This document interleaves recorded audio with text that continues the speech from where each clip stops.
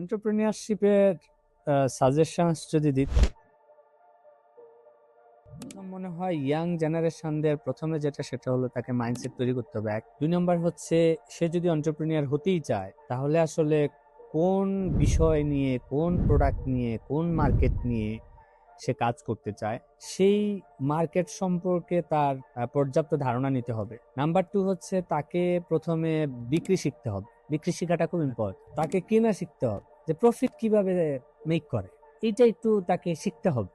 Profit কিভাবে make হয়, আসলে আমরা সবাই প্রফিট বলি, কিন্তু প্রফিট আসলে কিভাবে মেক হয় এইটা বোঝাটা জরুরি।